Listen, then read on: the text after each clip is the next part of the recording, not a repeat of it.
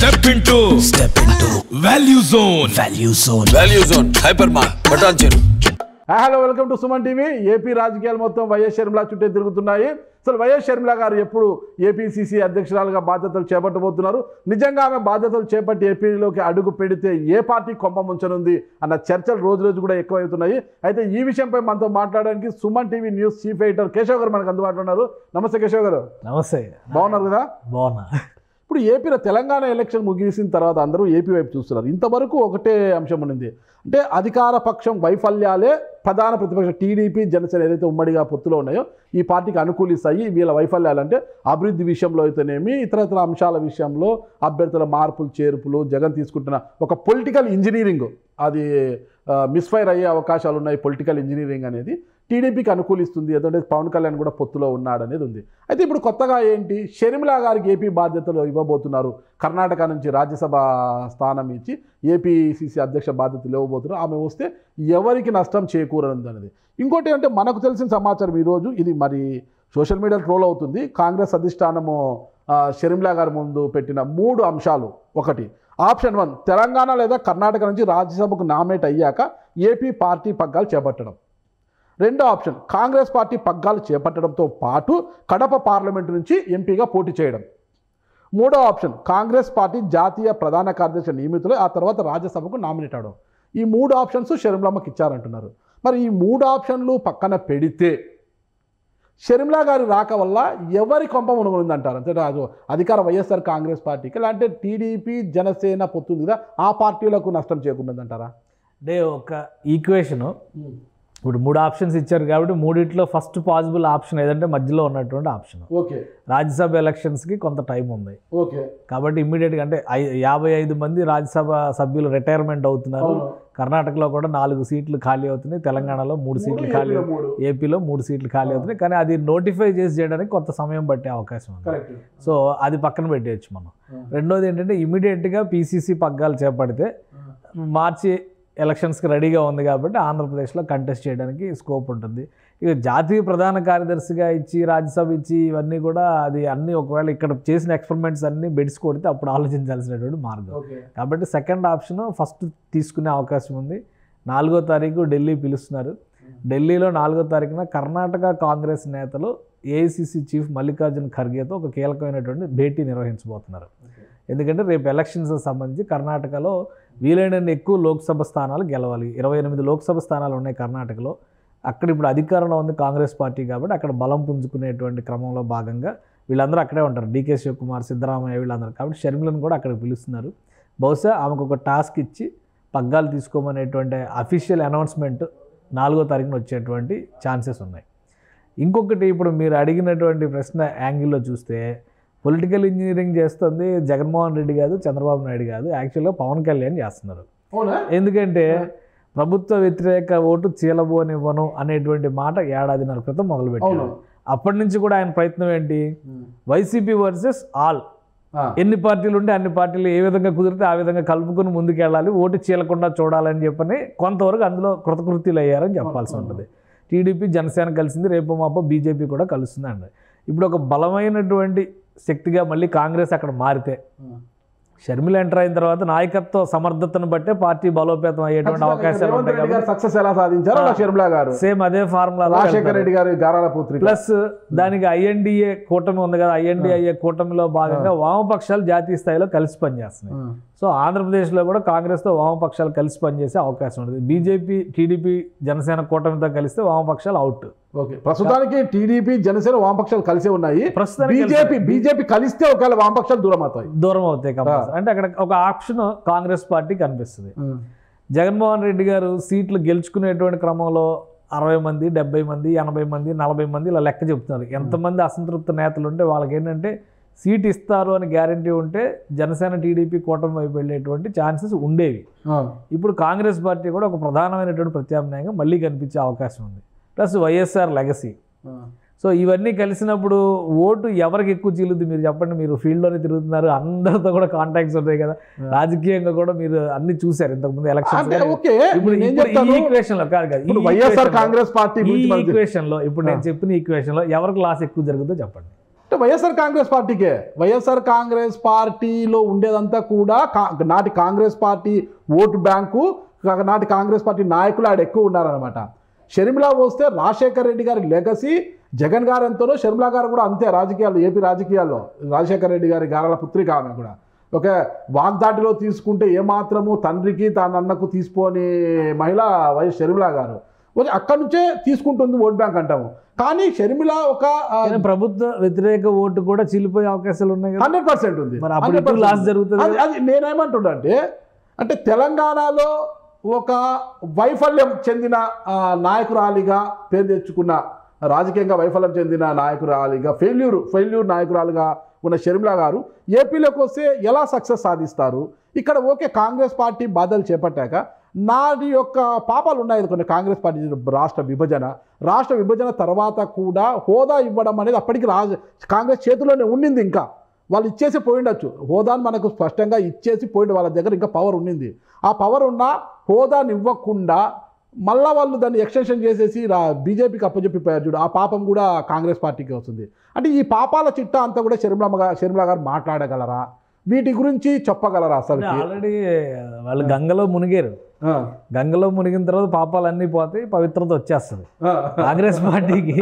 ఇప్పుడు మీరు అన్నట్టుగా ఆ రోజు కనుక ప్రత్యేక హోదా అనే పేరుతో రాజ్యసభలో ఆ బిల్లు అమెండ్మెంట్ చేస్తే అది last day of the house.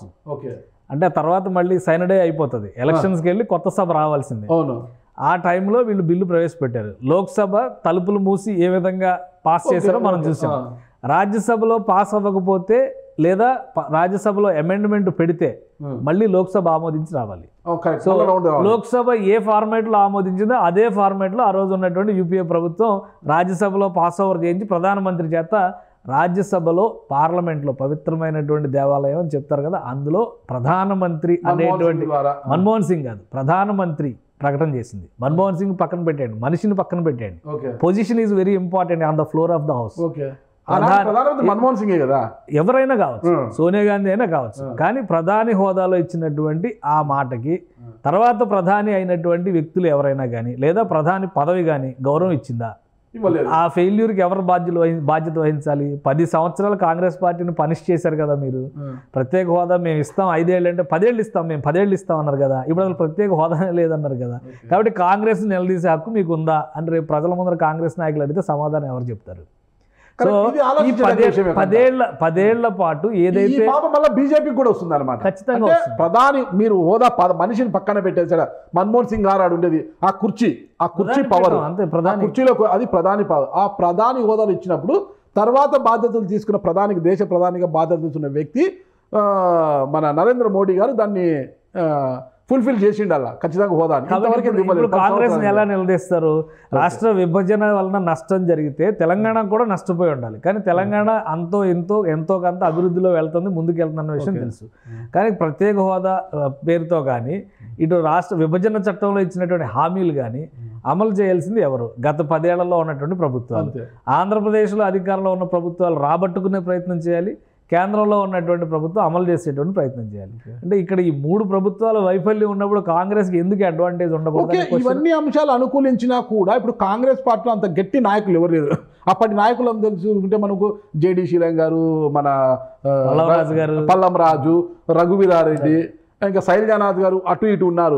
ఆయన గోడ మీద నిలబడుకున్నారు. వచ్చే ఎలక్షన్స్లో టీడీపీ నుంచి ఆయన సింగనమల నుంచి పోటీ చేయబోతున్నారు అంటున్నారు. మరి నిజంగా టీడీపీ నుంచి బరిలో ఉంటారా అంటే కాంగ్రెస్ పార్టీ అభ్యర్థిగానే ఉంటారా ఏంటి అనేది ఇంకా మనకు తెలియలేదు. అయితే గోడ మీద అయితే ఉన్నారు శైలజానాథ్ గారు.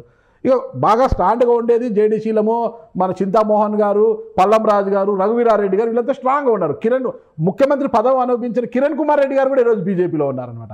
అంటే ఇంత స్ట్రాంగ్ హోల్డ్ ఉన్న నాయకులు అంతా లేరు కదా. అంటే మామూలు సెకండ్ లేయర్ మాత్రమే ఉంది ఇప్పుడు కాంగ్రెస్లో. ఇప్పుడు తెలంగాణలో ఏం జరిగింది? తెలంగాణలో ఎంతమంది బలమైన నాయకులు, కాంగ్రెస్ నుంచి వెళ్ళిపోయిన నాయకులు కూడా గర్వాపసి లాగా వెనక్కి వచ్చారు కదా. ఎలక్షన్స్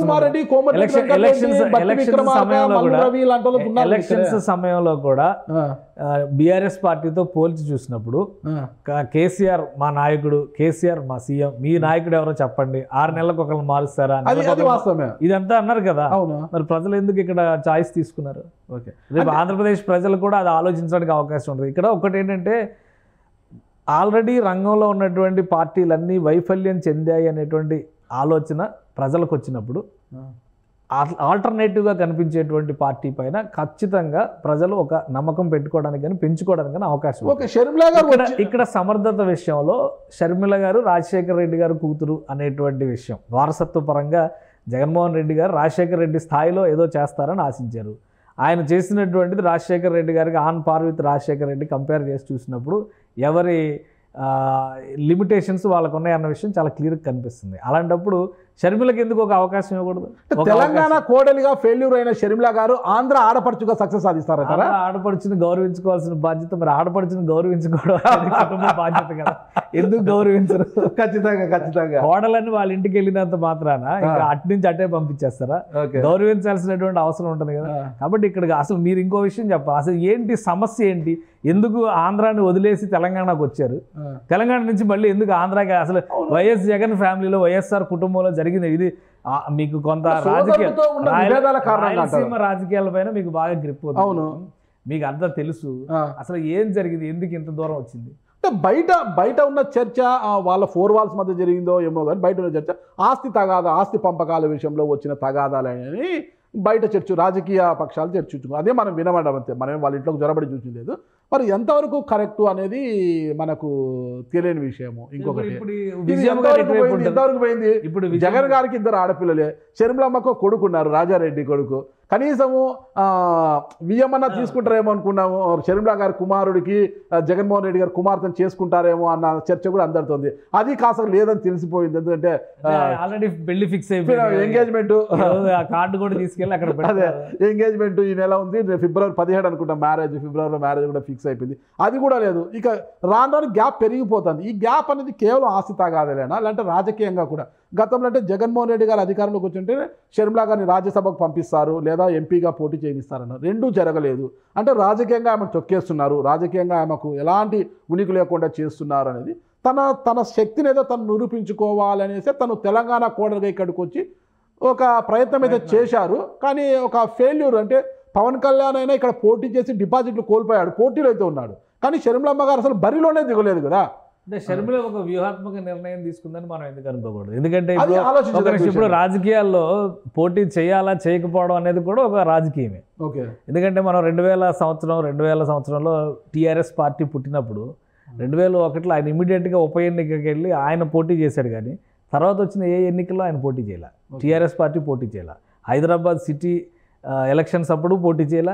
ఓవరాల్గా జిల్లా పరిషత్ ఎలక్షన్స్ జరిగిన సందర్భంలో కూడా కొన్ని నియోజకవర్గాలకు మాత్రమే పరిమితమైనటువంటి పరిస్థితి ఉంది. 2004 తర్వాత పూర్తి స్థాయిలో టీఆర్ఎస్ పార్టీ రాజకీయంగా అంటే ఎన్నికల రాజకీయాన్ని మొదలుపెట్టినటువంటి పరిస్థితి చూసాం మనం. షర్మిల కూడా ఇక్కడ వ్యూహాత్మకంగా ఒక వెనకడుగు వేసి ఉండొచ్చు. బహుశా ఇక్కడ జనసేన పార్టీ లాగా పోటీ చేస్తే మళ్ళీ అక్కడ సమస్యలు ఏమైనా ఎదురైతే భవిష్యత్తు ఇబ్బంది పడుద్ది అనేటువంటి ఆలోచనతో చివరి నిమిషంలో మీకు గుర్తుండే ఉంటుంది, 42 సీట్లలో మేము అభ్యర్థులు నిలబెడుతున్నాం, రేపే అనౌన్స్ చేస్తామని చెప్పిన తర్వాత మళ్ళీ మాట వెనక్కి తీసుకుని మేము కాంగ్రెస్ పార్టీకి మద్దతు ఇస్తున్నామని ప్రకటించారు. కాబట్టి అప్పటికే ఒక వ్యూహాత్మకంగా ఒక నిర్ణయం తీసుకుని ఉండొచ్చు కదా. ఇప్పుడు తెలంగాణలో ఒకవేళ ఆమె ఫెయిల్యూర్ పొలిటీషియన్ అయితే ప్రభుత్వం అంత పెద్ద స్థాయిలో అణిచివేతకు గురై చేసేటువంటి పరిస్థితి, కొలువులు కొట్లాట అని చెప్పి ఆమె ఇందిరా పార్క్ దగ్గర ధర్నా అంటే ఆమెను అరెస్ట్ చేసినటువంటి పరిస్థితి, తీసుకొచ్చి ఇంటి దగ్గరే ఆమె దీక్ష చేసినటువంటి పరిస్థితి, పోలీసులు ఇంటి దగ్గర అరెస్ట్ చేసినప్పుడు జరిగినటువంటి పరిణామాలు మనం చూసాం.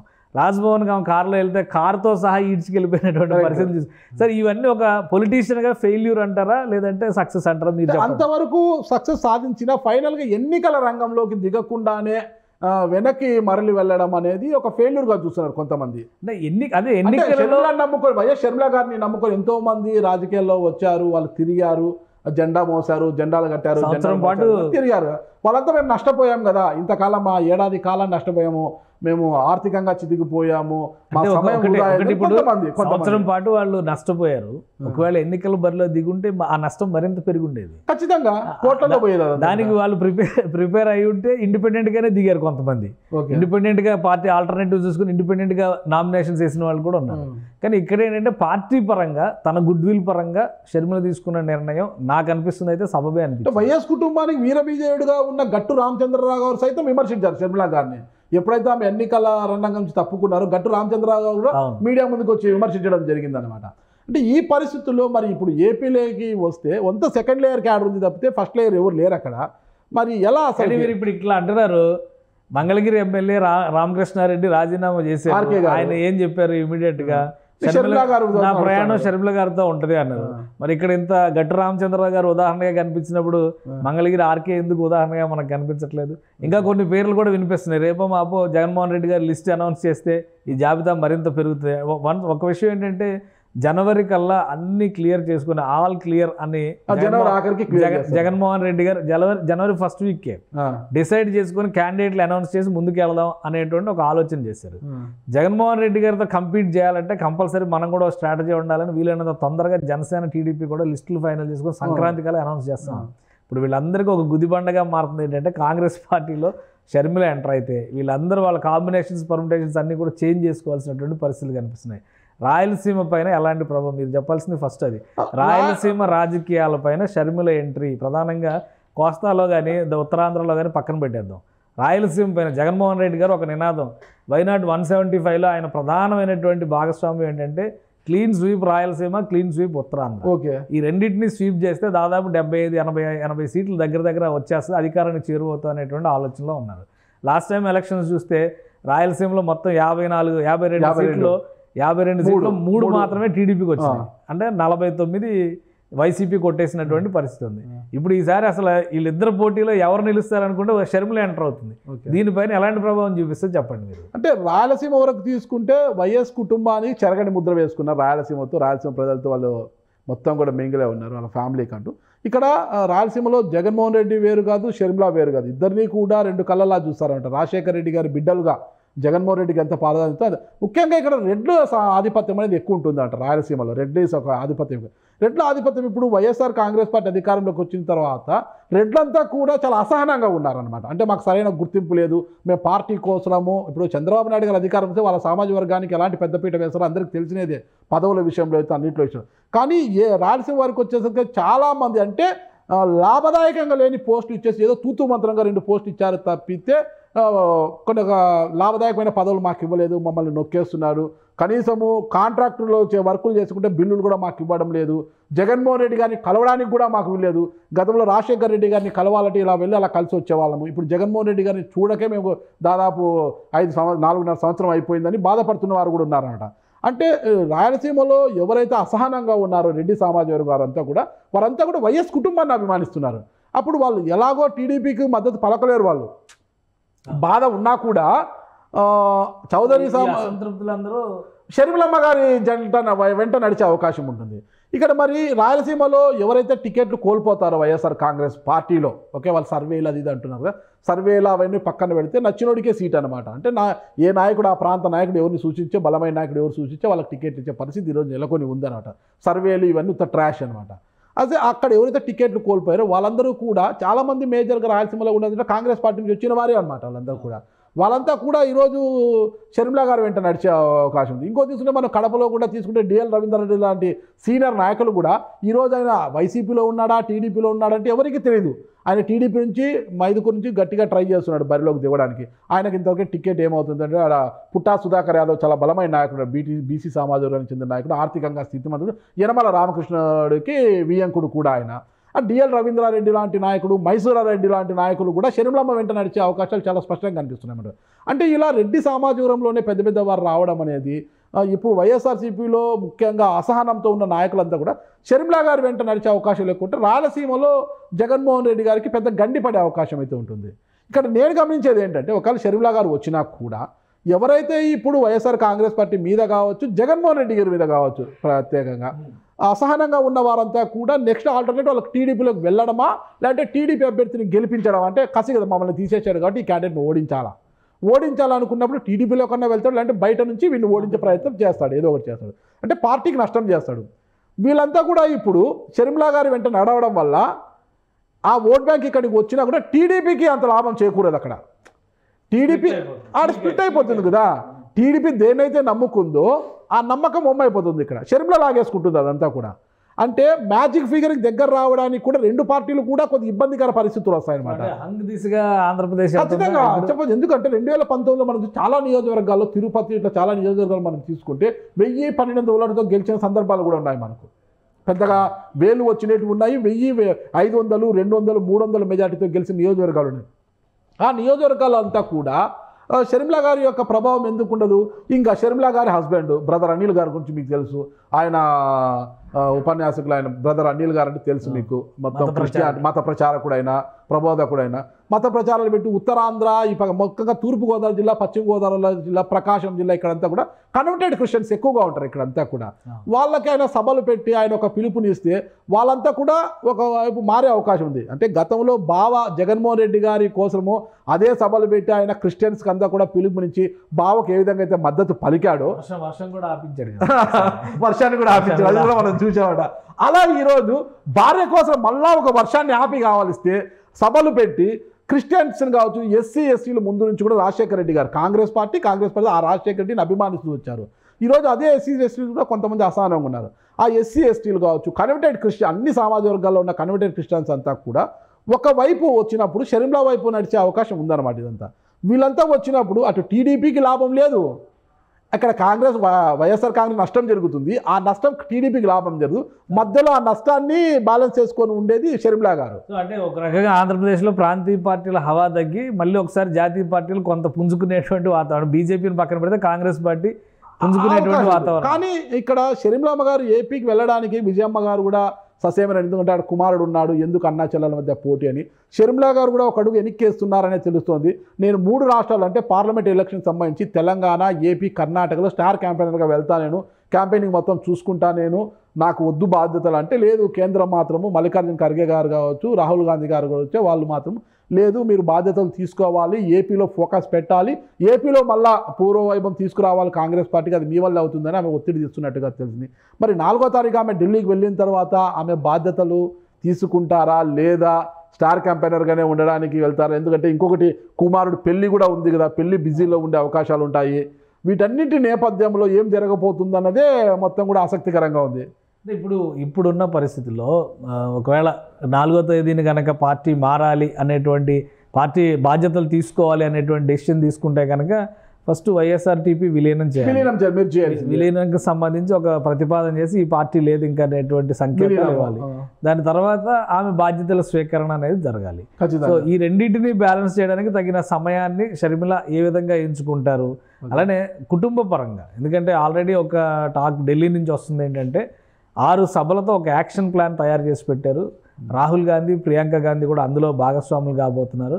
అలానే విశాఖ, రాజమండ్రి, అమరావతి, తిరుపతి, పులివెందుల, ఇట్లా ఈ ప్లేసెస్ అన్నిటిలో కూడా ఆందోళనలు, వాటికి సంబంధించినటువంటి సభలు నిర్వహించాలనేటువంటి నిర్ణయం తీసేసుకున్నారు ఆల్రెడీ అనేటువంటిది బయటకు వస్తుంది. ఇప్పుడే జేడీ లక్ష్మీనారాయణ గారి వాళ్ళ మద్దతు కూడా తీసుకునే అవకాశాలు ఉన్నాయన్నమాట కాంగ్రెస్ పార్టీ. ఇప్పుడు జేడీ లక్ష్మీనారాయణ గారు కొత్త పార్టీ అలాంటి వారి యొక్క మద్దతు కూడా కోరే అవకాశాలు కూడా ఉన్నాయన్నమాట.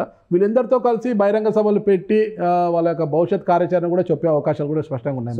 కొత్త కూటమి మళ్ళీ ఫామ్ అయ్యేటువంటి సంకేతాలు కనిపిస్తున్నాయి ఆంధ్రప్రదేశ్ రాజకీయం. ఖచ్చితంగా రైట్. మరి చూద్దాం ఏం జరగబోతుంది. మన జనవరి 4 తర్వాత ఏపీ సమీకరణ, రాజకీయ సమీకరణలు ఎలా మారబోతున్నాయి, దిశగా ఆంధ్రప్రదేశ్ అంతే ఎలా ఉండబోతుందని చూద్దాము. అందరూ మనం కూడా సెలవు తీసుకుంటాము. ఓకేనా? థ్యాంక్ యూ కేశవ్ గారు, నమస్తే.